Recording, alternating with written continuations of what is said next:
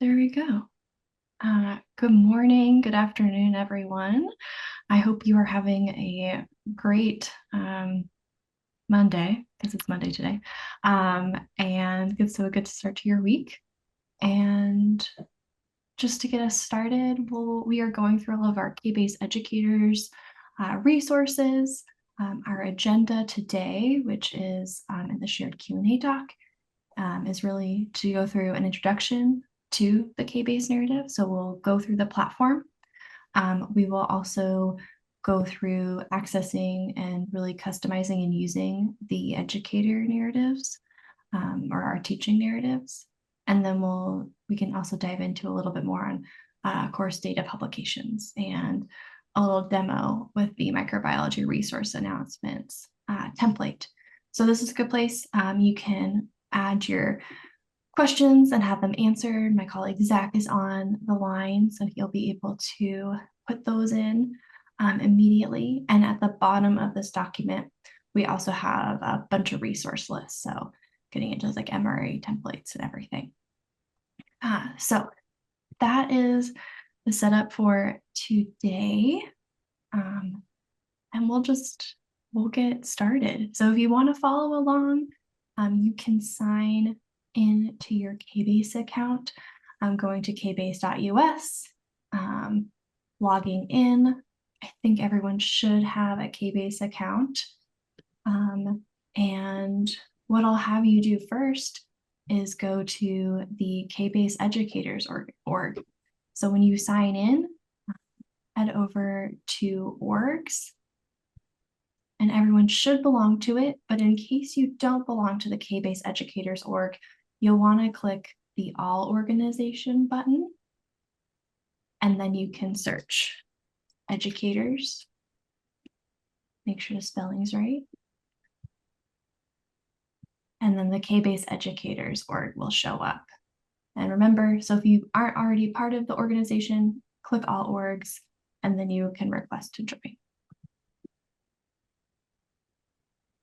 So within the KBase Educators organization itself, and this is one place within the KBase platform, we also will go through a bit more on the narratives themselves as we're doing editing. We can go into more of the tools in the catalog, your account information. So this is just one of the spaces that you can explore and use, really explore the content and what's on the platform itself. Where we are going to go first is within all of the different narratives we have. So they immediately go from date added. You can also sort through them by the name or when they were last changed. But I like to first start everybody off with the concept overview. So if you look for the KBase Educators concept overview within the narratives, if you have a little, you might see a little button that says click to view. If you have not looked at it before, just press that click to view button, and then you'll be able to look at the that narrative itself by just clicking on the title of it. And I have an example of actually what that looks like within the KBase Educators Handbook. This is a really nifty tool, but the example is you'll have this little button that says like your permission, no access, click for view access, because you do have access to it. So you just have to click that click for view access, maybe refresh the org. And then once that should go away and you should be able to click right on the name of that narrative. So sorry, if it says no access, oh, okay. Click on the button that says click for view access, okay. And then you'll be able to open it. Thank you. Yeah. It's just a weird little thing. If you haven't looked at it before or accessed that particular narrative, it's just a little thing that I think it's mostly with narratives that aren't public or haven't been specifically shared with you. But you should be able to view any of the narratives within the organization itself. So any of these you should be able to view, but you might just have, I've looked at all of them. So I don't have an example within this particular organization to show you. That's why I pulled up my this little picture within our handbook, which is accessible through the KBase Educators page. The handbook is right here. And it's also should be linked in the Q&A document as well, or at least I have the page, the KBase Educators page.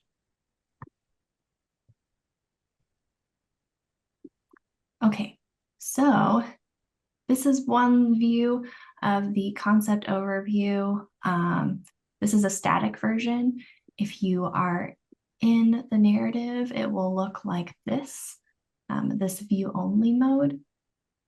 So here we have all of the different workflows that are available. So these have all been taken as like a full genomics workflow, and we've broken them down into using the narrative itself into little digestible pieces. So for genomics, there's one narrative where you go through assembly, and then next narrative, annotation, and then a bit more exploration where you can go through some analysis and more comparison. And we've done the same thing with metagenomics, phylogenetics, transcriptomics, pangenomes, so like genome comparison and metabolic modeling. All of these are linked in the next markdown cell. So for each of the concepts, we have our genomics with all the different narratives that are associated: metagenomics, phylogenetics, metabolic modeling, pangenomes, RNA-seq. For those that do have markdown cells that haven't translated into Spanish, those are also linked there. And then we have some additional resources below that. Our module skeleton, this is how a lot of our different teaching narratives are already set up. Some fundamental concepts, so it's a lot of resources and suggestions. For going beyond KBase, using KBase as a tool, as a resource. And then we also have our documentation. So that handbook that I had showed earlier, the educators landing page, our documentation, our YouTube channel, and some other resources. So this is really the place to go to find as a good organizational point for finding what you want within the KBase Educators org itself. But there are some more resources beyond that. So some different examples that have already been added in by other instructors or by, just some other folks. So we have a few other example workflows in here as well. Yes, Eileen. Well, I was noticing in mine when I went to look for the KBase concept overview, there were two of them. One was created, I think, in July and one was in August. One of them doesn't have that supportive resources after it, and the other one did. I just wanted to FYI you on that. Yes, so there's actually one that is the August one is for students. So it says KBase students versus KBase educators. And this has all the student versions of the narratives. And I'll show you a little bit more on what that looks like too. That detail, and I was like, wait, why am I not seeing that? Great, thank you. Yeah, no worries. Okay, so let's, dive into one of the narrative examples. So if we want to, there aren't many folks here, so let me take the temperature on who would prefer to do single isolate genomics versus metagenomics. So just show of hands for genomics. Oh, Joanna typed in really fast, really quick. Genomics? Yeah, okay. So we'll use the genomics one as the example that we go into first. So you can open this particular narrative by clicking on this link. The other way would be to go through the by searching genome within the narrative themselves, and then you would scroll down, and all the way, I think, here to Genome Module Part 1, Assembly, Stephen Biller, that is the educator who spun this particular narrative up. So there's a couple ways to get there, but this hot link will get you there. When you are viewing this narrative, you will see this in view only mode. So to look at it and do some exploration and editing within this particular narrative, I'll have you click on copy. And here you can give it a little name. I'm going to call it demo, and then I'll put the date on here for myself, 16th of December, 2024. And I will click copy. And then I want to open this new narrative. And yes, now I'm leaving the other one behind. So this opens up a version of this workflow that you can edit, and you will be able to see that. Now you have the little pencil. It'll have your name up here. Should have your name or Steve's name up there. But now you can go through and you can actually do some edits to this particular workflow. So within KBase, this is our analysis workable part of the platform. This first cell over here on our right-hand side is a markdown cell. It's denoted by the little paragraph symbol. You can add more markdown cells by that little button that's down in the bottom right-hand corner. Over on the left-hand side of the narrative, we have the data pane. So this is all the data that is currently within this particular workflow. So we've already had those added in.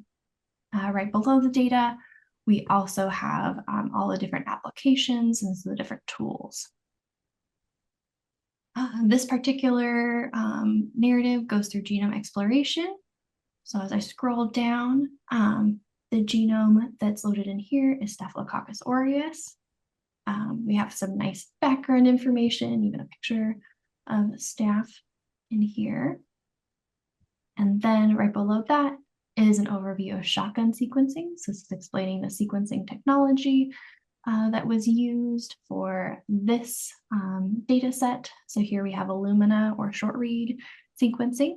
In KBase, we do have some long read sequencing tools, and I can show you that as well if that's something that folks are interested in. So this is some like nice context. So when students are first, going through thinking about like, oh, okay, like I'm gonna, go through and assemble, like this sets them up with, what does assembly mean? What are you actually doing here? So this particular example already has the data already loaded up, which is really nice. These were just imported directly from the web. And the first step is going through and asking, are the reads any good? So these examples all have the tools ran. So these have already been run. You can go through and look at, this is FastQC, so it's pretty simple, but you can look at, the read library set that was used, which is over here, that matches. You can look at the information about this particular tool. You can see the job status of it ran for 10 minutes, was queued for 15. Even look at the job logs, but there's nothing to show there. And then you have the result with the FastQC report. So with this, you can do a few things. This little triangle means that the application was updated or has been updated since this was last ran. So if you want to go through and update, one thing that you can do is you can either hit the reset button, or if you want to still refer back to this original run, if I go over to the data pane, and so here I have this genome, it's nice here because I can do some exploration with provenance, versions of this data. I can even rename it if I want to. I can also delete it from this narrative. I want to look at this, see what I can, different apps that I can use. I can click through and filter by clicking this button. If I wanted to see apps that have this as output, I could click there. But I can filter through, look at what paired in library can use as input. And I want to do just like kind of explore, see where, well, these are not the ones I want to use. I think the one I want to use is the utility. Or uncounter. I was like, where is FastQC here? Well, if I can't find it that way, I can always search for FastQC. So read processing. So here I can click on and add the new app. So you can see the version has changed. This was version 11.5, and here we have 12.1. If I want to rerun this, I can go through. I'm going to go down and select the original data set because I don't want to quite go through and look at the trimmed version. This one's nice. There's no parameters that I need to go through and set. So I can go and click run. And so now this is running, again, a FastQC. I don't need to necessarily do anything. If I want to, I can go through and I can delete this particular app cell. If I go to this little 3 button, or like 3-dot menu, and I can go and I can actually delete this cell. Now look at me warning. I can say, yes, I'm gonna delete that because I'll replace it with this new run.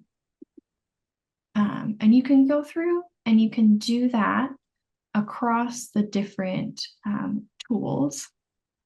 The nice thing is that you can look at how the parameters were set, and these won't reset if you're going to, the parameters themselves won't reset. Even if you like reset, you just reset the run.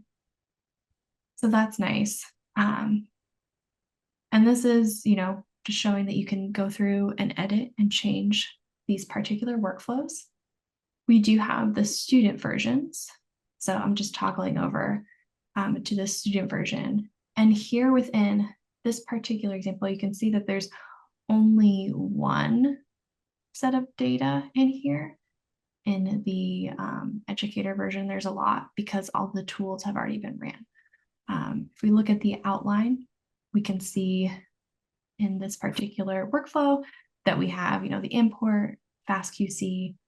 We ran through Trim-O-Matic, so we trimmed out any of the low quality regions, ran FastQC again, and then went through and did 2 different assemblers. And so you can see we have these like 2 different assemblies right here with these contigs, as well as the results from trimming. Within the student version, you can see that you don't have that ran yet. So we do have the data import. The data has already been imported. But for all of the other tools, these have not been run yet. Although that did mean that this version is now outdated. So you could go through, delete that version, go back to FastQC, and then add that. And so now we have that version, and I'll click save because this is the student version. Yes, Eileen. Okay, I've got a question. So I see that you have the student version. We're working in the version of the educator, and maybe I'm going to edit and change files or whatnot. Then does it automatically create the student version based on my copy for them to access? It does not. So what you do in your own version, okay, wait. So let me rephrase that actually. So you are editing and changing this particular version. And if this is something that you want to go through and you want to reset, import your own data, go through, say, I'm going to run the Trim-O-Matic anyway. So I'm going to go through, delete all of these different data sets because I'm going to run it with my own data set. Then this is the version the version that you are editing is the one that you would share with your students. Got it. Got it. Yeah, because we are doing something, I mean, this is almost built exactly how I would want it built for, because we're doing staph and we're looking at antibiotic resistance genes. We just sequenced 3 strains from student isolates. So I wanted to either add that to it or somehow modify it. So I wasn't sure if it created like a view only version for the students, or if it, or if this is, yeah, that's what I was curious about. Yeah, so that's actually something that you could kind of do something where you have like both of the view only as well as actually going through and like having something that your students need to run. So if you wanted to add your own data to this, so you had your particular staff genome that you wanted to add, or the raw reads, you can go to the little blue plus button. And here, this is all like my data that I have. I have data that's been shared with me, publicly available data, so I can actually go through and look up other staff. Reference strain. Oh, I have to like type out the whole name. Really? Whatever. I'm spelling things wrong. But you can go actually look it up, or you can import. So there's a few different ways you can import. Drag and drop's really nice. That works for, I believe it works really well for data that is 3 gigabases or less. I think once you get like a 3.5, then you'll want to use Globus. But you can drag and drop, go through. I was like, I don't think I have any just raw reads in here as an example. Assembled, so it would just be the GBF file, right? GBFF file that we would. Yeah, yeah. Like so this is already like the this one in particular is already has the assembly and annotation to it. But if you just had to like a FASTA file itself, that's what you would import. And you go through, select what you're going to import, can do import selected. I'll just demo this. Well, yeah, here's a different, like, I'm not gonna fully do this, but you would have the, all the different files, and then you would click run and it would import, and then you would have that particular data in the data pane. And then you would be able to go through and either immediately from that point in time, share it with your students when you've reset the runs. And then you could even, do the runs in your own version, because you could make a second copy for yourself where you're going through doing the runs. So you already know what your students are going to see beforehand, or like, kind of as they're doing it as well. Because what they would do is they would make, their own version. Ideally is so they would have their version that they are working through themselves, and you can share it similar to how we have the educators org set up. So you can set up your own classroom version where you would just add your narrative, and then your students could come, request to join your organization as part of your class, and then they would come, look at the narrative, make a copy of it so they could go through and then start editing. So that makes it really nice as a sharing mechanism. So you just have to share one, just go through, share this particular narrative with an organization versus going through and sharing it with all of your students. Got it. So make my class an org and then have the narrative built into there. And then they could either run through it as a view only, kind of like the educator one is set up currently, or I could pull over the data and run it and kind of a little more workable where they're touching it and clicking and stuff. So, Yeah, a little less of the cooking show, more of the actual hands-on exploration. And we've had instructors who do both of that. And we'll have some who even they'll maybe go through, do the trimming for their students, and then they'll have the students that go through and like run the assembly. So yeah. it's really based on kind of like timing. How much time do you have during class? Like, do you have like a little bit of time for that to run as you go back into lecture? Or is it, you have a short amount of time, but you can set something up to run before the next course period. Perfect. Thank you. Oh, you're welcome.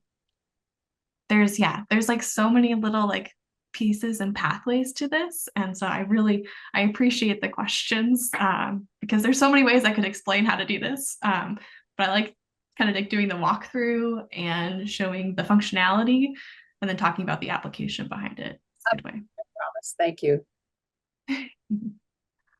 Okay, so with that, this particular one, goes through assembly.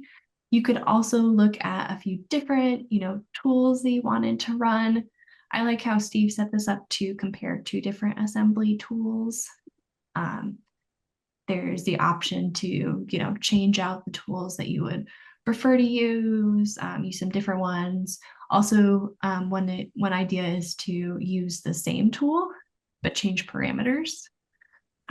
That's always an option as well. And so if you're going through looking at, metaspades, for example, looking at the configuration, like we have here, minimum contig length, Kmer sizes. One thing you could do is, have the students change the minimum contig length or change Kmer sizes. And one option is to, go through and change what the markdown cell says. So you can go through, double click on that markdown cell and then add in the instructions of, run meta spades, or no, this is just spades. I've been working on some metagenomic data sets lately. So I've been looking at meta spades more. Run spades twice, one with the default.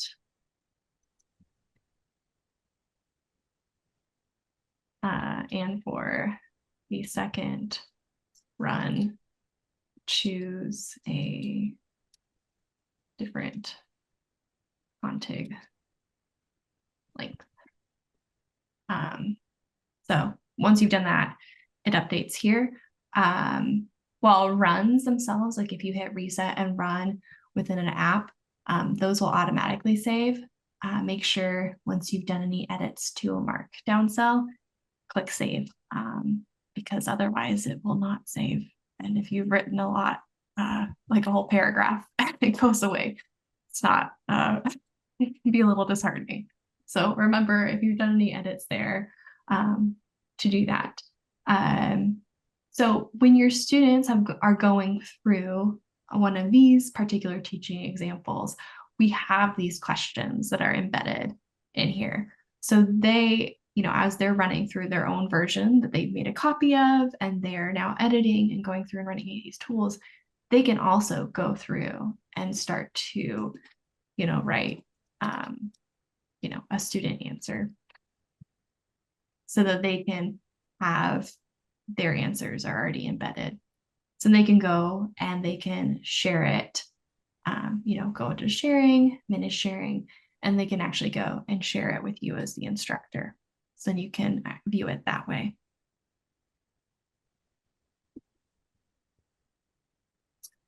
So these are a little daisy linked together. So after the assembly, then there's module 2 with annotation.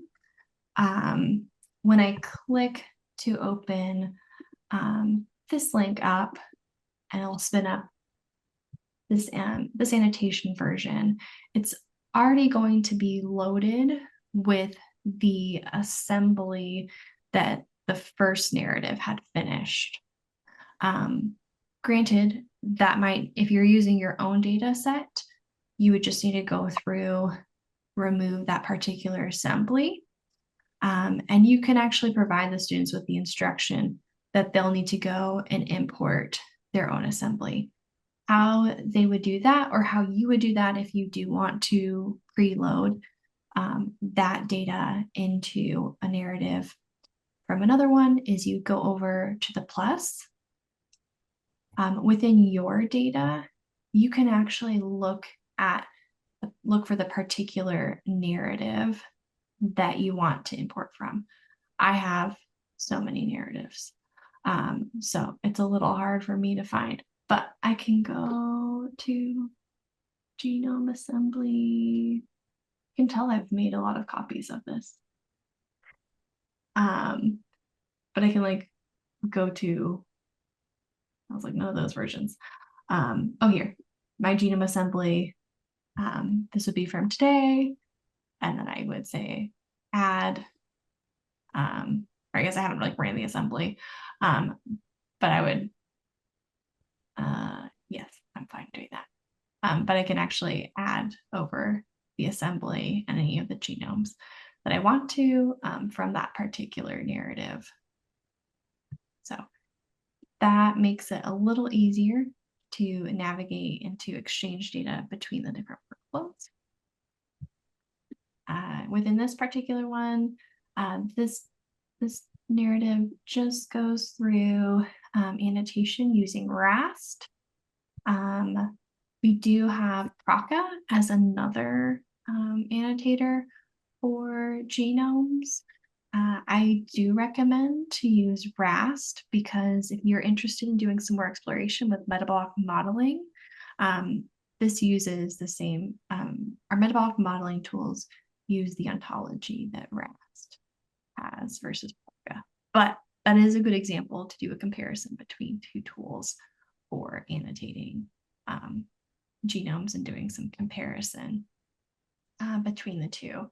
And when you have your annotation, students can go through, do some browsing of features, browsing different contiguous sequences within there, so some of the exploration, and those are embedded as some of the questions within the genome annotation, as well as our comprehensive questions. And so this, the genome modules split into examining, going into more genome exploration for individual genomes, and then comparison. So this example does go through and does a comparison between our different strains and different strains of staph. Takes a little bit of time to open. Within the genome exploration one, they use the genome circular genome visualization tool. They do build a metabolic model, so that's a good use of having RAST in this. And then they do use BLAST P for some protein search. And of course, for each of these, you can reset the different tools. You can also add specific data that you want into these workflows.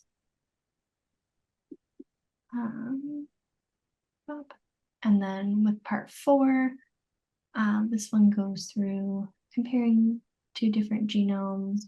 I think this one, has imports a different strain of staph, the MRSA strain, and then goes through and uses fast ANI to do a comparison, and then goes through and compares a few different strains. So that is a bit more on the nitty-gritty of using the narrative and how you can apply these different teaching tools to yourself, so you can, for your students, so you can edit them however you would like to. We do have resources on editing and how to use that within our handbook. We have a lot of, how to use KBase and our best practices guide. So in the best practices guide, this goes through, how to create an org for your class, reminders on how to access narratives within organizations. We do have information on copying and sharing narratives.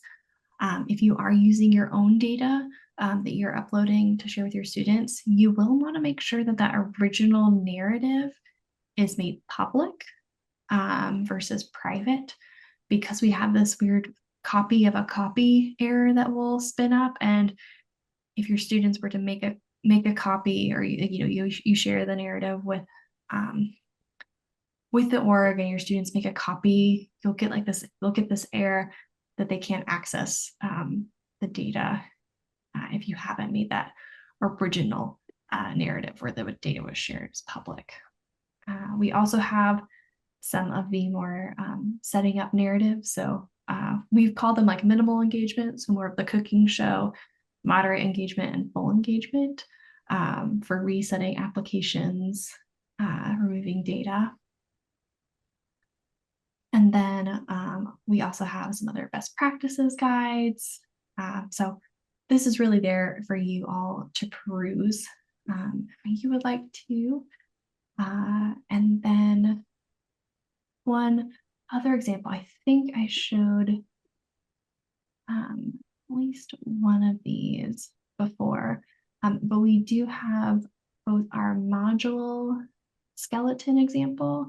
So this is, you can use this as a template version, and really, I mean, do what you would like to with any of these narratives. Like if you want to totally change something, if it just provides some inspiration, like these are all resources for you to use however you would like to.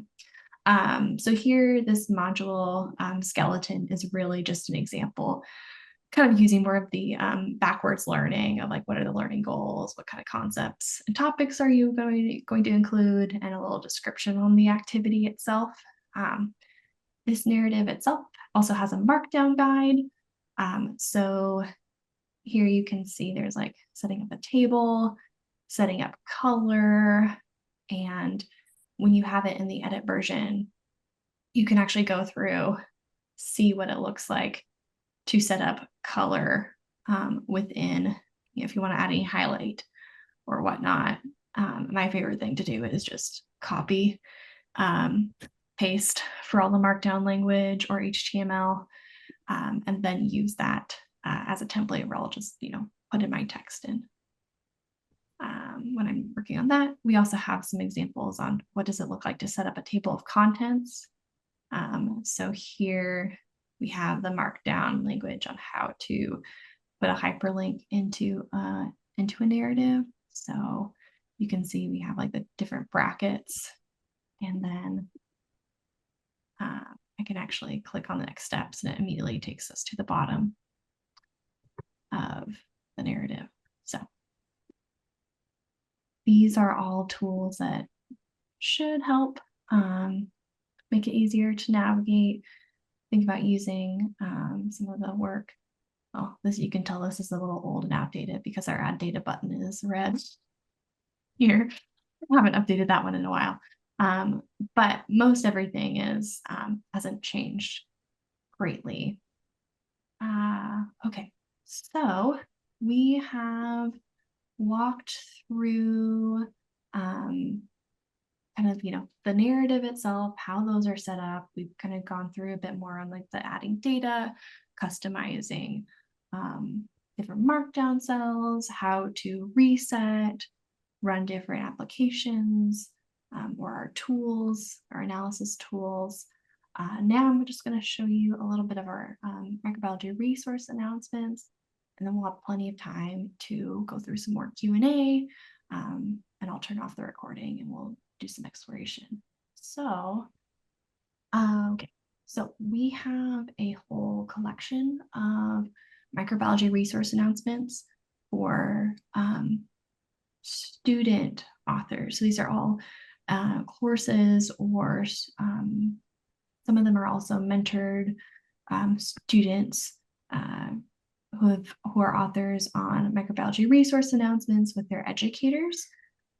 So if you are an instructor who's going through and using KBase and going to go through and publish with MRA, let us know. We'll make sure that your publication gets into this, and it's nice because it has a little bit more visibility, so you can show it off. What this looks like in practice is, here's one example from Anna McClune, and you can also, I included within this example, the like MRA link as well as the different versions of the narrative. But here we have this 5 draft genome assemblies from the Silly ACA, from a wetland environment. So it goes through, you have an abstract, the announcement itself. Here we have the KBase narratives and each of the different strains. There are 5 different strains here, and they each have their own narrative that they're associated with. A little bit of information about the strains, and then information. So this is also available in KBase, and you can see it has the same look where we have the title, abstract, introduction, table of contents, where there's the background and experimental methods. There are each of those strains. There's also the individual narrative that all these strains are under. And I also highlight that these narratives have this little N, and they have the workspace ID and then the version number. So these are all static snapshots of a workflow. So these are only viewable, and they're viewable outside of KBase. So anyone can look at them without logging into KBase itself. So this looks very, very similar to the to this version, because we wanted to set it up as a template, make it easy for students to go through, do their analysis as they're preparing these. And we have references here. We also have all of the data that is within this parent narrative. So this is a parent narrative where we have the other, each of the isolates and their own, and then citations for how those are all set up. So they're here, we just have one because this is the overview narrative. If I click on and open one of the other static narratives, this is the student version. So here you actually see all of like the FastQC, running Tribomatic, running FastQC again, going through assembling, and then annotating these different, and then doing some genome classification. So you have each of these different tools, and the nice part when you are creating one of these static narratives, you can see we have all the data, and there's also all of the citations for the tools that were used. And this includes all the versioning, the authors, so you automatically have that spun up. So your students don't have to go back and think about, oh, what version did I use of Spades? They don't have to search for that. It's already included. So that makes it really nice for them. Is there any like discussion that they have to write up, or? So the microbiology resource announcements are pretty short themselves. They could write up more within the narrative itself. Like you could always have them do that. And then within the parent narrative that's more associated with the publication, because the publication is just so short, like that's wouldn't have to be as long. Here's the really short, it's just one paragraph, really, for the discussion. And this looks like experiments they did. Yeah, so they did some differences because these are isolates. They did some differences with their growth, I think growth media and temperature that they did. And are these strains deposited somewhere? Yeah, these ones are all like available.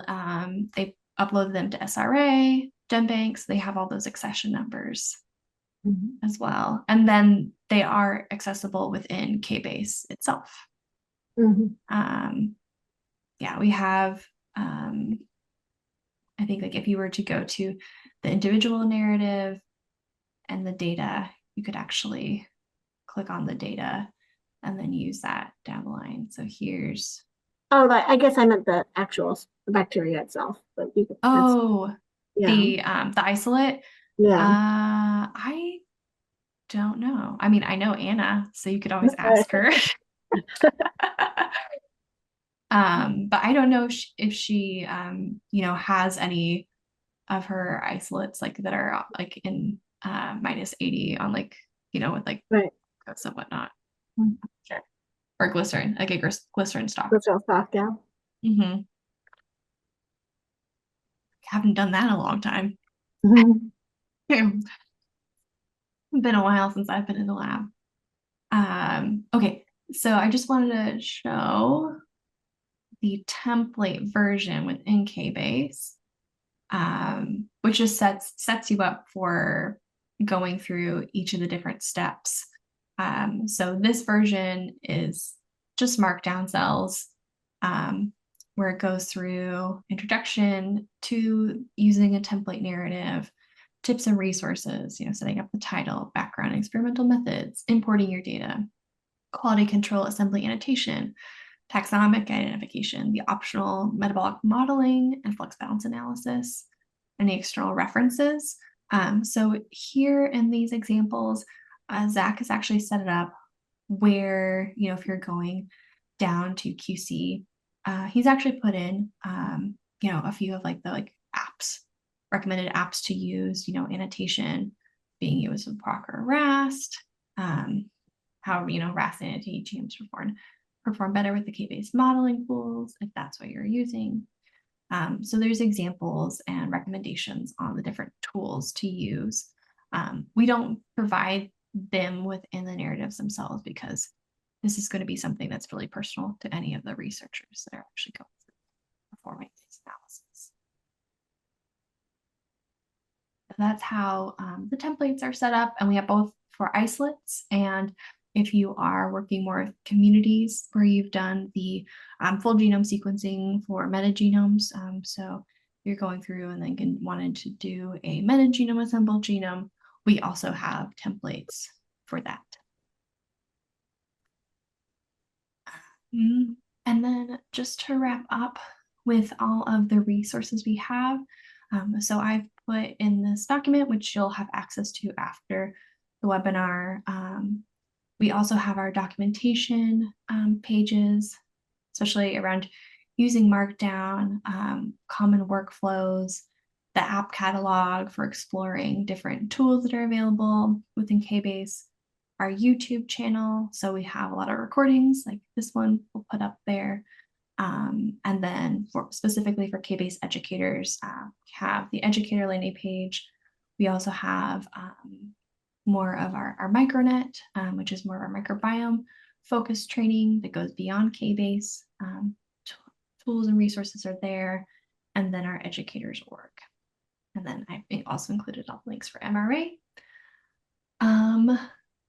If you are going through the YouTube channel, we do have a specific list that goes through all of the different videos we've done for KBase educators, including any community calls that we've held, as well as our orientation calls, and intro to KBase. So that's a good resource to look back at. You can also look, I guess, sort of at the archive on how this has changed and how we've grown more resources and workflows over the years. And then docs.kbase.us, our documentation site. This is really the in-depth place if you're looking to go through more like, how do I use the narrative? What are all these different parts of the narrative? Here we really dissect that and go through, you know, each of these different, you know, what's the navigator? What are the organizations? What's this catalog? How do I use jobs? This really breaks it down into everything. And then if you're looking to explore more, you know, how to use, you know, how do I download my data? How do I go through and do different workflows? These all link to workflows that our are a bit more designed for researchers and scientists who are going through and using KBase as an analysis platform. But good places to go check out because they might have some answers or give you some ideas for answering questions. So I think that is all I was going to share. And with that, I'll say thank you, everyone who's been listening live as well as after the fact from the recording. You will have access to any of the Q&A as well as the, of course, anything that's within the KBase educators org and all the resources that we showed. So thank you, everybody. Thanks for watching this webinar. For more webinars and tutorials, subscribe to our YouTube channel. You can see announcements for upcoming webinars and recordings for previous webinars on our website at kbase.us/learn.